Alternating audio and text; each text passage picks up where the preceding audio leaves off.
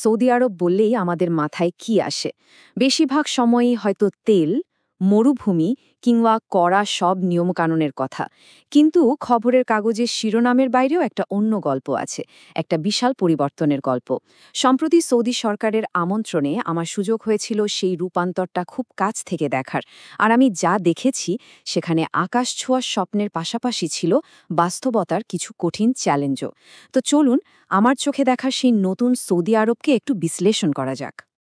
Saudi আরবের ministry of মিডিয়ার কাছ থেকে যখন দাওয়াত পেলাম তাদের গ্লোবাল হারমোনি প্রোগ্রামে যাওয়ার জন্য, তখন আমার উদ্দেশ্য কিন্তু একটাই ছিল, দেশটির এই যে বিশাল রূপান্তরের কথা আমরা শুনছি সেটা নিজের চোখে দেখা, আর সেই অভিজ্ঞতার আসল গল্পটা সবার কাছে পৌঁছে দেওয়া। তো চলুন শুরু করা যাক। প্রথমেই আসি সৌদি আরবের সেই বিশাল সব প্ল্যানিংয়ের কথায়। তারা কিন্তু শুধু আজকের দিনটা নিয়ে ভাবছে না, বরং প্রযুক্তি আর অবিশ্বাস্যমানও উচ্চাভিলাষী সব প্রকল্প দিয়ে ভবিষ্যতের জন্য এক নতুন সৌধ গড়তে চাইছে। এই যে বিশাল পরিকল্পনা, এর একটা নামও আছে, ভিশন 2030।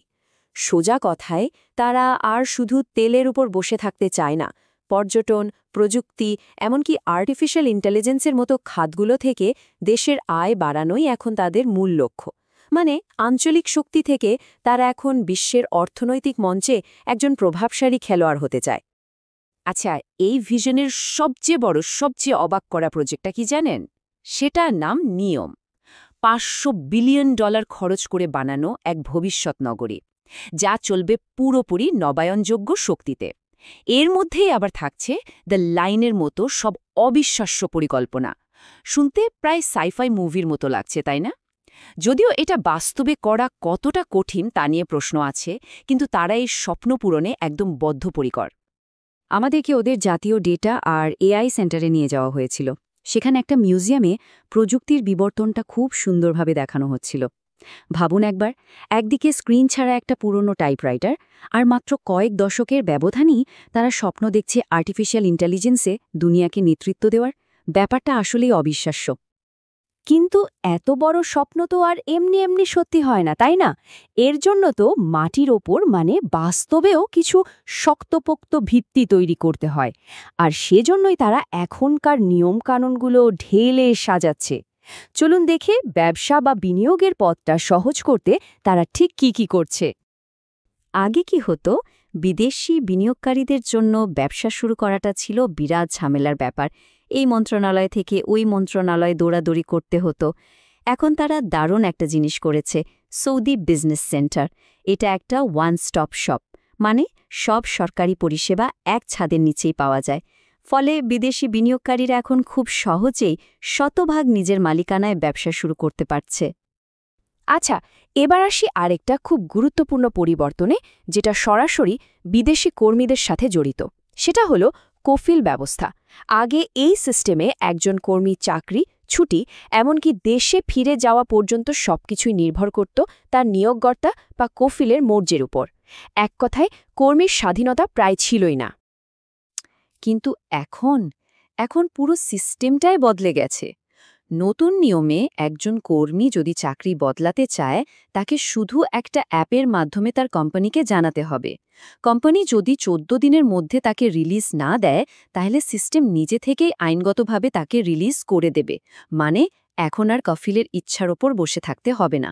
এটা কিন্তু কর্মীদের জন্য বিরাট এক মুক্তি। আইনগত স্বাধীনতার পাশাপাশি সৌদি আরব এখন কর্মীদের সাংস্কৃতিক অবদানকেও সম্মান জানাতে শুরু করেছে। আর এর সবচেয়ে বড় প্রমাণ হল এই গ্লোবাল হারমোনি ফেস্টিভ্যাল, বিদেশি কর্মীদের সম্মান জানানোর জন্য এক বিশাল আয়োজন।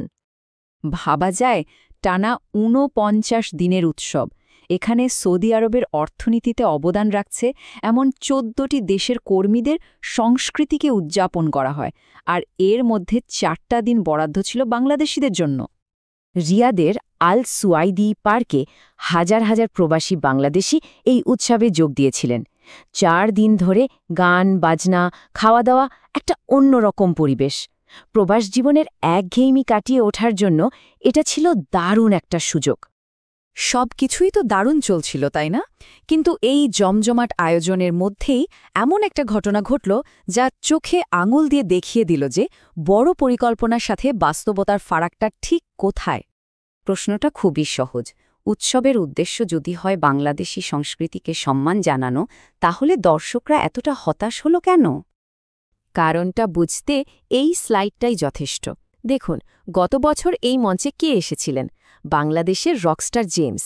আর এবছর আনা হলো আকাশ মাহমুদ, বেলাল খান বা ইশিকা আজিজের মতো কয়েকজন শিল্পীকে, যাদের নাম অনুষ্ঠানের সাংবাদিকরাই চিনতে পারছিলেন না, সাধারণ দর্শক তো দূরের কথা। সেখানে উপস্থিত একজনের কথাই বলি। তিনি বলছিলেন, যাদেরকে আনা হয়েছে আমাদের সংস্কৃতি দেখানোর জন্য, তাদের কাউকেই তো চিনি না। আমার আশেপাশের সাংবাদিকরাও কেউ চিনতে পারছে না। দর্শকদের মধ্যে এই অনুভূতিটাই ছিল সবচেয়ে প্রবল।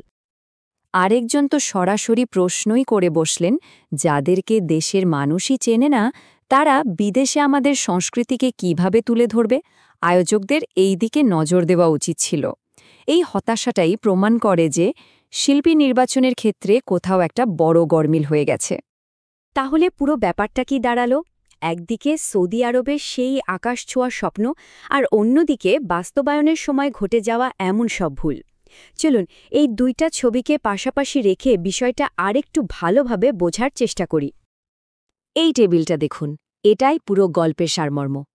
একদিকে তাদের লক্ষ্য কি?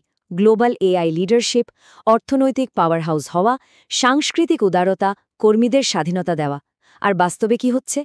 লজিস্টিক্সের সমস্যা, মাঠ পর্যায়ে ভুল সিদ্ধান্ত, সাংস্কৃতিক প্রতিনিধিত্বে ঘাটতি আর অব্যবস্থাপনার প্রশ্ন।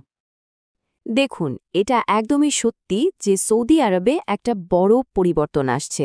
তাদের লক্ষ্যগুলো বিশাল, কিন্তু এটাও মানতে হবে যে এত বড় পরিবর্তনের রাস্তাটাও কখনোই সোজা সাপটা হয় না। এখানে সাফল্য থাকবে, আবার ব্যর্থতাও থাকবে। সবশেষে একটা প্রশ্ন রেখে যাই। একটা দেশ যখন এত বড় স্বপ্ন দেখে, তখন তারা কিভাবে নিশ্চিত করবে যে সেই স্বপ্নের সুফলটা শুধু কাগজে কলমে না থেকে যাদের জন্য এই সব আয়োজন, সেই সাধারণ মানুষের কাছেও ঠিকঠাকভাবে পৌঁছাচ্ছে?